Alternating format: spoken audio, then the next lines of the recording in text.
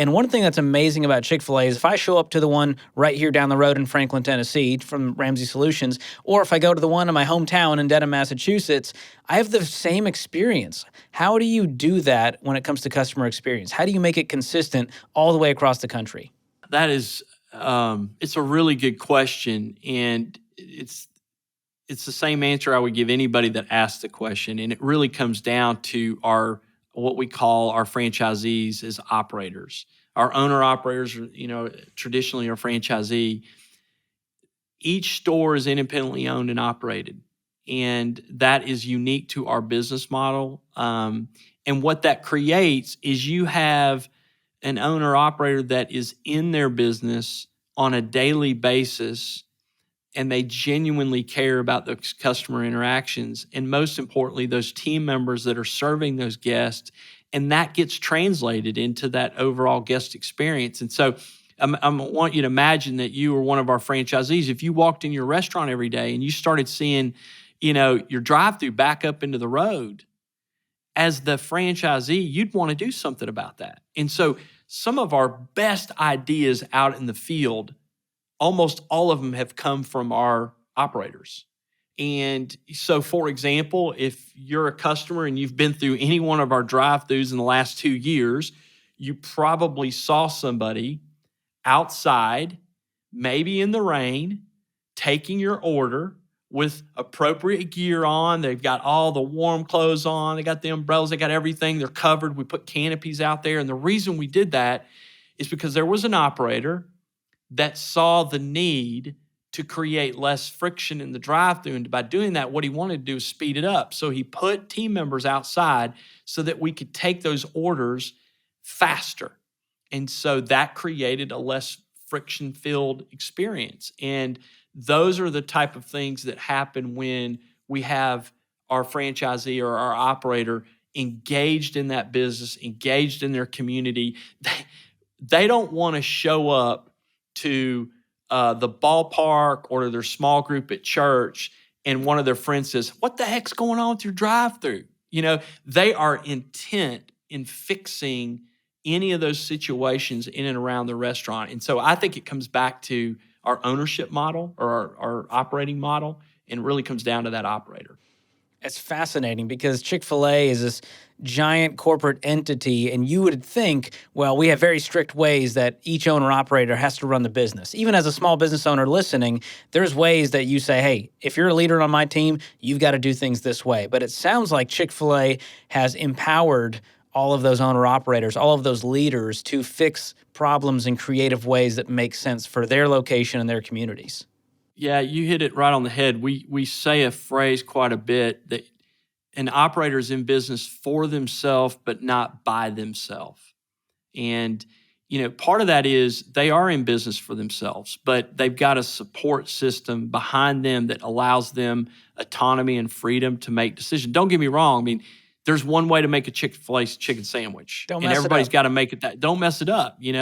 We understand the importance of those recipes and those menu items. We also understand and have some expectations around saying my pleasure, having the right time of guest experience in that restaurant. And we all agree to those things, and that's how we do business.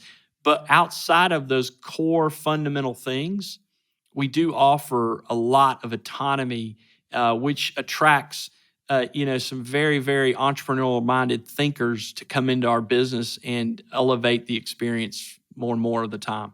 Yeah.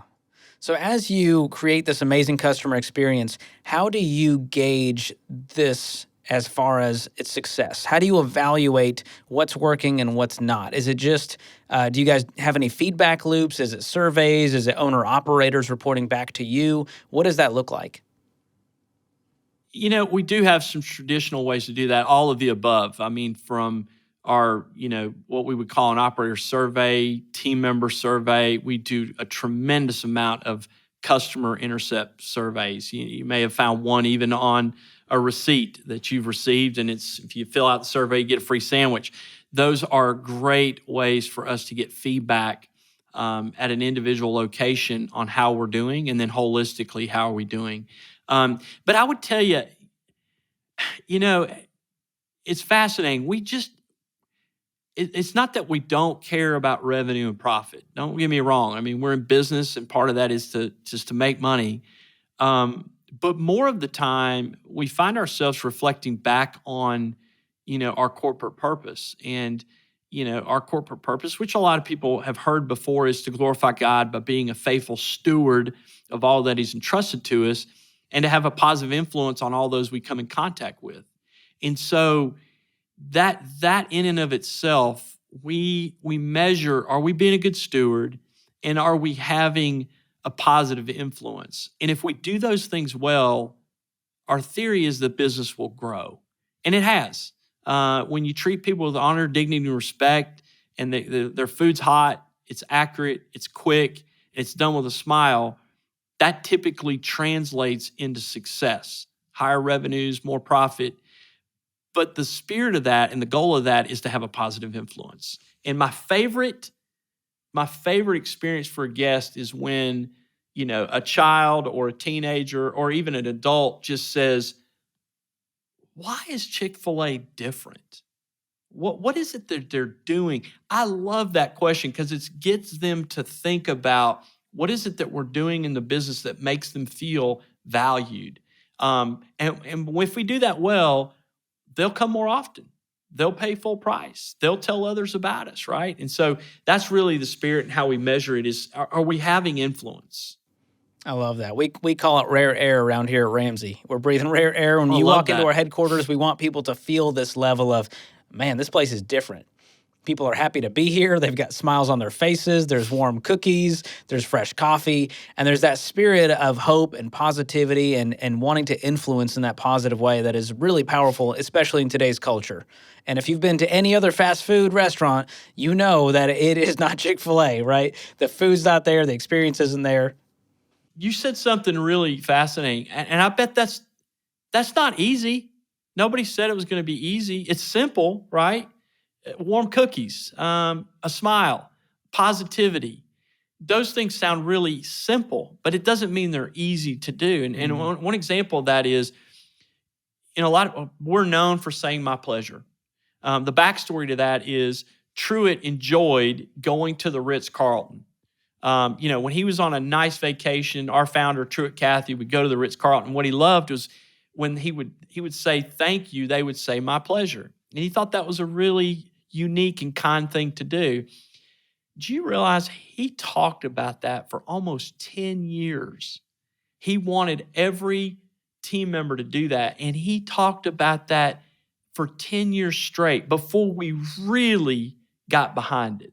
So I want you to think about the patience that took, the training that it took. I'll be honest with you, when I tried to start saying it, I found myself always saying, "You're welcome, my pleasure." Somebody say thank you, I'd say, "You're welcome." I couldn't get out of the habit, and I had to add my pleasure to it. It took me time to learn that.